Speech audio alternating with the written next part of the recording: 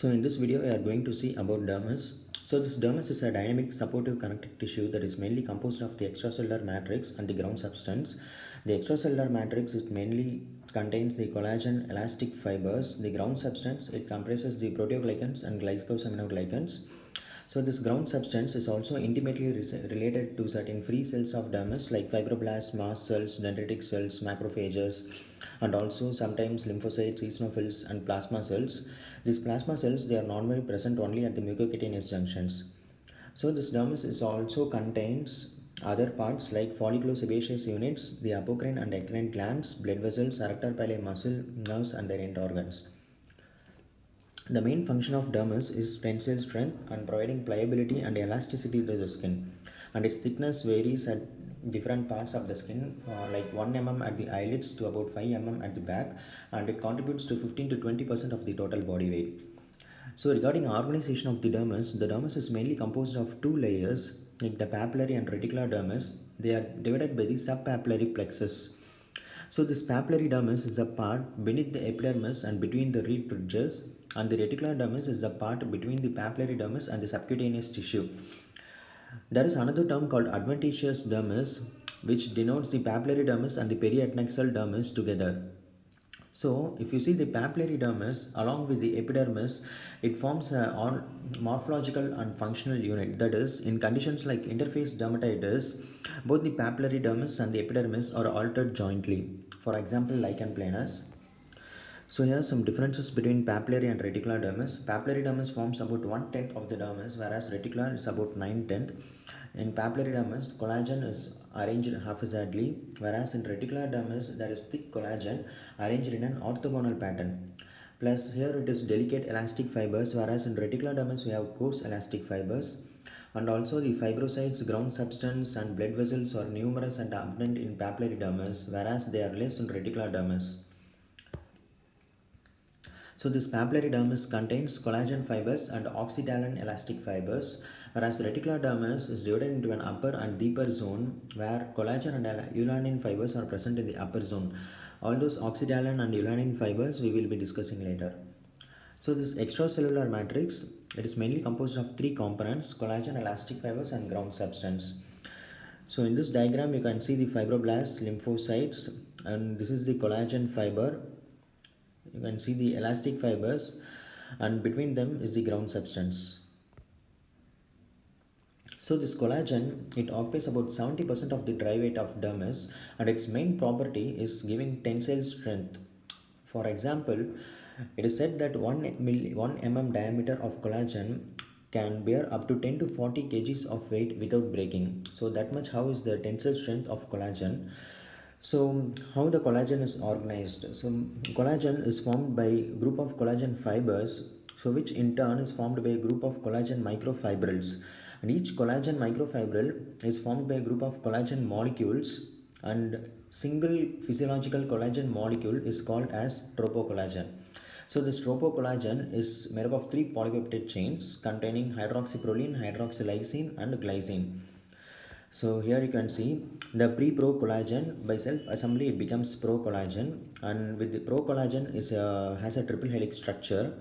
So this pro-collagen, with the help of pro-collagen peptidase, it becomes tropocollagen, and tropocollagen after self-assembly in two steps, it becomes a collagen fiber. So there are 13 types of connective tissue collagen identified, out of which 6 are found to be in human skin, of which type 1 and type 3 collagen are the major types. So this type 1 collagen, it forms about 80% and is mainly present in the reticular dermis arranged in an orthogonal pattern, and function as we know already is a tensile strength. Then this type 3 collagen, it is previously called as reticulin. It occupies about only 15%. It is present usually in the whole thickness of dermis, but mainly it occupies the adventitial dermis, and it is present around blood vessels and adipocytes also. Its main function is anchorage of epidermis to dermis at the basement membrane zone. Next is type 4. It is present at the basement membrane junction around nerve smooth muscles also. And then type 5, it is present at the surface of the cells, that it forms the immediate interface between the cells and its immediate environment. It is also present around blood vessels and lamina lucida. And the type 6 collagen, since it contains more quantity of disulfide bonds, it is unusual, and it is present along nerves, blood vessels, and adipocytes like other collagen. And main function is assembly of the dermal collagenous matrix. And the type 7 collagen, it is a major structural component of the anchoring fibrils. So this anchoring fibrils is a part of the basement membrane zone. So it lies just beneath the basal lamina of the basement membrane zone. So along with the type 4, it anchors the dermoepidermal junction to the dermis. So if you see this type 3 collagen, it anchors epidermis to dermis to the basement membrane zone, whereas type 7 collagen, it anchors dermoepidermal junction to the dermis. So here you can see the collagen. Here's the type 1, 2 and 3, and the type 7 collagen present to the anchoring fibrils. And here is the type 4 collagen present in the lamina densa at the basement membrane junction. So here is the synthesis of collagen. Synthesis of collagen, it mainly includes 3 steps. Number 1 is the formation of procollagen. Number 2 is the transport of procollagen through the Golgi apparatus. And number 3 is the extracellular step. So can explain you the steps now. So first, it is initiated inside the fibrocytes, where the mRNA, that is the messenger RNA, is translated to the production of procollagen. So what it happens inside the rough endoplasmic reticulum. The first one is protein folding. Next one is hydroxylation step, which is assisted by prolyl and lysyl hydroxylases. And the next step is N-glycosylation, which is the third step. And the fourth step is self-assembly and disulfide bond formation. And the fifth step is triple helix formation, which is called as procollagen. I know it doesn't look like a triple helix. Okay, the procollagen is formed. So some of the important events in the step are: first one is mRNA, second one the hydroxylation step assisted by prolyl and lysyl hydroxylases, for which ascorbic acid, iron, oxygen and alpha ketoglutarate they act as cofactors. And this post-translational hydroxylation of proline residues, it's the rate limiting step, is the entire collagen synthesis. So what's the function of hydroxyproline and hydroxylysine? This hydroxyproline, it stabilizes the 3D conformation of collagen, whereas the hydroxylysine, it helps in the subsequent glycosylation reactions and cross-linking of collagen. So here the next step is the transfer of procollagen by the Golgi apparatus. So what happens is the procollagen, the triple helix structure, it is packaged inside the Golgi apparatus and it is transported through the cell. So next step, there is cleavage of N and C terminal peptidases. So why this cleavage occurs? Because to avoid premature polymerization of the peptidases. See. Next is the extracellular step. So here you can see the cleavage of peptidases and then the fibril self-assembly. This is the tropocollagen. So procollagen, after the cleavage of peptidases, it becomes the tropocollagen, and in the fibrils they undergo self-assembly, and then is the extracellular step. So what's important in the extracellular step is the intramolecular and intermolecular cross-linking of the collagen fibrils to form a collagen fiber. So this cross-linking is mainly assisted by lysyl oxidase, for which copper acts as a cofactor and it provides the tensile strength needed for the collagen. So what are the applied aspects for this collagen? As we all know, it helps in wound healing, and in aging skin the collagen becomes non-reducible and more stable, which explains the reduced extensibility of the skin in old age. And those macrophages, polymorphonuclear nucleocytes and neutrophils and fibrocytes, they produce collagenase, so which plays a role in the remodeling of collagen. This alpha-1 antitrypsin and alpha-2 macroglobulin, they are physiological inhibitors of this collagenase. And then keloids and recessive epidermolysis bullosa dystrophica, in this there is increased amount of collagenase, which explains the blister formation at the upper dermis in this condition. So next is the elastic fibers. This elastic fibers, in contrast to collagen, it contributes only to 3% of the dry weight of dermis. So what is the main function of this elastic fiber is that After a deforming force, it helps the skin to come back to its original shape. So it is wavy and branching unlike the collagen fibers. So in conditions like scarring conditions, dermatofibroma, and hereditary defects like cutis laxa, pseudoxanthoma elasticum, they are either decreased or absent.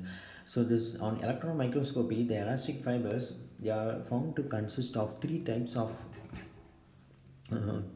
fibers. One is elastin and another one is microfibrils. So this elastin is mainly responsible for the extensibility, resilience and elasticity, whereas microfibrils, they stabilizes the elastic fibers at a whole. So there are three types of elastic fibers. One is oxytalin, ulanin and elastic fibers. So here you can see this is the dermoepidermal junction. So this oxytalin fibers, they are the most superficial and they are arranged perpendicular to the dermoepidermal junction, and they are attached to the ulanin fibers.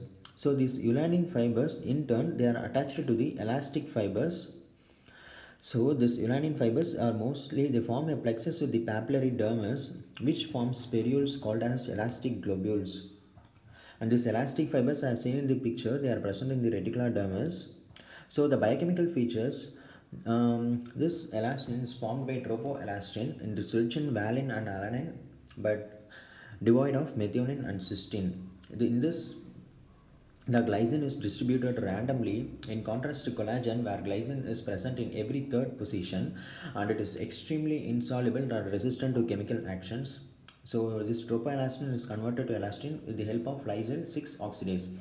And the proteins present in elastin include fibrillin 1, fibrillin 2, microfibril associated proteins, and microfibril associated glycoproteins.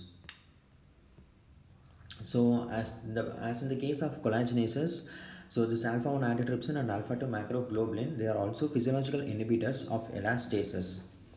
So next is the ground substance. The ground substance is nothing but an amorphous extracellular material which enmeshes the fibrillar and cellular components in the dermis. So this is the ground substance. As we know already, the ground substance, they comprise mainly of the proteoglycans and glycoproteins and also the free cells of the dermis. Its components include water, electrolytes, plasma proteins and mucopolysaccharides. Mucopolysaccharide is nothing but a polysaccharide that is covalently linked to a polypeptide. So it comprises only about 0.2% of the dry weight of dermis. So these proteoglycans and glycoproteins, they bind to two things. One is water and another one is a fibroblast growth factor. So by binding to water, they contribute to the dermal volume and compressibility. And by fibroblast growth factor, they contribute to proliferation, differentiation, tissue repair and morphogenesis. So next is the fibrocytes. These fibrocytes, they produce contain the glycosaminoglycans, of which hyaluronic acid and dermatan sulfate are the major parts, and others include heparin sulfate and heparin. In histopathology, these ground substance appear as empty spaces between the collagen bundles. So you need special stains like Alcian blue and colloidal iron. So these mucopolysaccharides, they are found in the papilla of hair, eccrine glands and adventitial dermis. And the functions include electrolyte balance, and due to their high viscosity, they act as a support for the matrix, wound healing, collagen organization, etc. And the applied aspects, so this mucin synthesis, that is nothing but the mucopolysaccharide synthesis, is affected by the thyroid hormones. So that's why in conditions like pretibial myxedema, we can see the excess deposition of mucin. And in inborn errors of mucopolysaccharide metabolism, there will be increased deposition of mucin. So in old age, there will be increase in dermatan sulfate and decrease in chondroitin 6 sulfate. Other glycoproteins found in matrix include fibronectin, laminin, thrombospondin, vitronectin, tenacin, etc. So the free cells in dermis we saw already. Few points about those. So this fibroblast, as found in the picture, it is spindle shaped and contains elongated nuclei. They synthesize collagen, and in immunohistochemistry, they stand for vimentin. They respond to immune mediators also, and the fibroblasts is found to be the only connective tissue to contain acid mucopolysaccharides. Next is the dendritic cells. So they differ from fibroblasts in that stellate contour. They are mostly perivascular in location but can be found anywhere in the dermis, and they express CD1C and then factor 13A, CD34, HLA-DR, cytoplasmic transglutaminase, etc. So this factor 13A positive cells, they are found to be found in Kaposi sarcoma, dermatofibroma during scar formation. There is one name called dendrophages, which means phagocytic perivascular dendritic cells. So macrophages, they are also called as histiocytes. So this monocytes on stimulation they become macrophages, so which results in increase in cell size and increase in lysosomal enzymes like aryl sulfatase, lysozyme, etc. So this macrophages they can be of epithelioid histiocytes or foreign body germ cells, and aggregates of macrophages they can form granulomas. So its main function is in the reticuloendothelial system, which has been renamed as mononuclear phagocytic system. So you can have two types of phagocytes. One is professional phagocytes and another one is facultative phagocytes. So these professional phagocytes they ingest the infectious particles, for example mainly they ingest the large particles and they form phagolysosomes, whereas these facultative phagocytes they mostly do pinocytosis of small particles and they do not do any immunostimulation. So professional phagocytes example includes alveolar cells in the lung, Kupffer cells in the liver, and facultative phagocytes examples include reticulum cells of the lymph nodes and endothelial cells of the blood vessels. So monocytes and lymphocytes they more or less look the same. How they differ is monocyte they look more bigger than the lymphocytes, and they are positive for acid phosphatase CD68 and CD163. So what are macrophages? They are nothing but activated monocytes about 20 to 80 micrometer, and macrophages with ingested melanin are called as melanophages. With ingested hemosiderin they are called as siderophages. And they can stain with Prussian blue stain. So here you can see the macrophage and monocyte. The macrophage is normally it's bigger than the monocyte. Monocyte is 12 to 15 micrometer, whereas a macrophage is 20 to 80 micrometer. Plus there will be more amount of lysosomal enzymes in macrophage than monocyte. And also this macrophage has an if you see it has an irregular outline unlike the monocyte. So the mast cells they are oval to spindle shaped cells with central round to oval nucleus. They have a fried egg appearance. They are mainly present in the papillary dermis around the blood vessels and appendages. There are two types. One is connective tissue mast cells and mucosal mast cells.